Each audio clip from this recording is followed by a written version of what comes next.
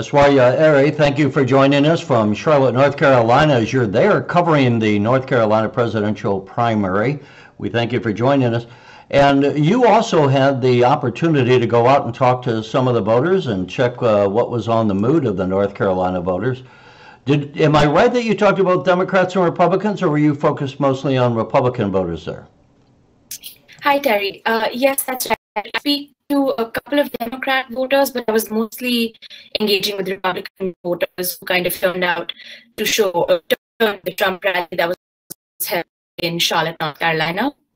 And when you spoke with the Democrats, what kind of response did you get from them as far as their mood and how they're viewing the presidential campaign? So I spoke to a couple of Democrats, and they said that most of them were actually favoring Bernie Sanders. And it's interesting because Mike Bloomberg has been running a lot of campaigns here in North Carolina, and he's invested a lot of money, and he'll be on the ballot for the first time.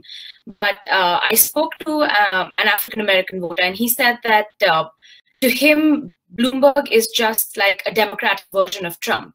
So he would not kind of vote for that. And he had actually participated in the early voting, and he voted for Bernie Sanders. And I think after Sanders, there's a lot of support for Biden, but largely the Democrats that I've spoken to have said Sanders. It's interesting that just as you have been down there for a couple of days in North Carolina, we had the number of Democratic candidates shrink. We had Amy Klobuchar drop out of the race, and then also Mayor Pete. So did any of the people you talked to who might have been voting for them, do you have any idea of how the vote is going? Are they going more for who are they going for among the candidates that are left? You got Bloomberg, you got Bernie Sanders, you got Joe Biden, and Elizabeth Warren is also still in the race. So I was in Fayetteville in North Carolina, and I was with a couple of veterans who were canvassing for Pete Buttigieg. And it was interesting because right after he dropped out, I called them again and I spoke to them, and they were kind of supporting Biden after that. They switched their vote to Joe Biden because they felt that kind of, if not Pete, then they would go for Joe. That's kind of the feel that I got from there, which we've also seen with Mayor Pete endorsing Joe Biden yesterday. And then last question, as far as the Democrats go, was there obviously there's divisions within the Democratic Party, which is understandable since they have the different candidates running. Is there much concern among Democrats you spoke with as whether Bernie Sanders would be the nominee? Do you get any people who fear that happening, as well as people who support Bernie?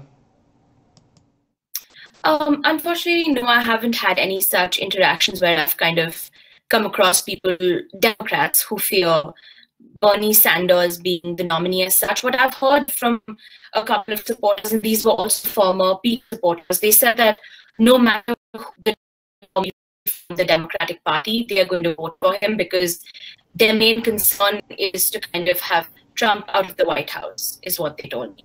And then on the other hand, we had the president, as we tape this on Election Day, March the 3rd, in North Carolina. We had the president had a rally in North Carolina last night, and some of the Trump people, as they do, line up for hours before the president speaks to get in line for that rally. You went and spoke to some of the Trump supporters as well. What kind of reaction did you get from them when you spoke to them as to why they bother going to the rally so early? Obviously, they must be big supporters of the president. Absolutely. People who had that rally, who were in the lines there, they were in love with the president. They loved everything about him, from the way I recall voters saying that what they love the most about him is that he is as he is. So it was kind of more like his personality that was more which attracted the voters more than his policies. On the policy standpoint, I think there were a lot of pro-life supporters, there were Second Amendment supporters, there were also people who said that he is kind of delivering on the promises that he made with immigration, with foreign policy. So those were some of the key policy aspects that kind of drew people to come that early and stand in lines to have a chance to kind of hear the president talk. When you did talk to some people, or when they mentioned policies, and what policies were most, was there any one policy that was most important? Was it the economy? Was it the president on foreign policy? Or was it, as you said, maybe more just the Trump personality that the most attracted his supporters? I think from the policy point, a lot of people did mention the economy. They said that there were a lot of entrepreneurs also who were there, and they said that the fact that he's a businessman and he feels like a man is kind of something that brings them in to support him.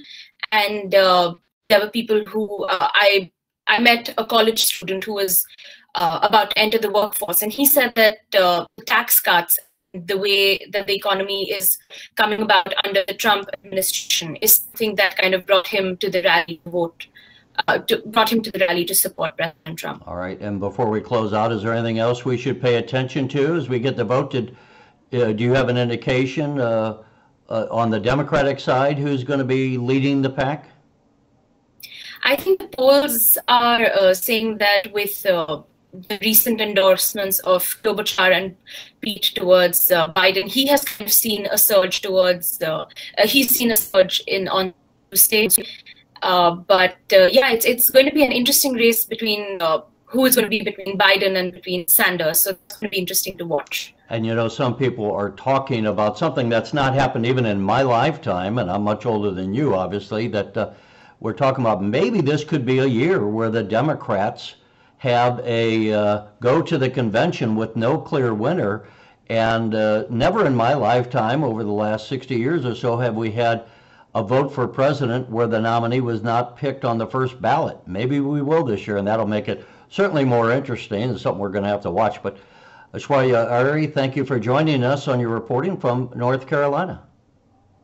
Thank you so much for having me. Thank you.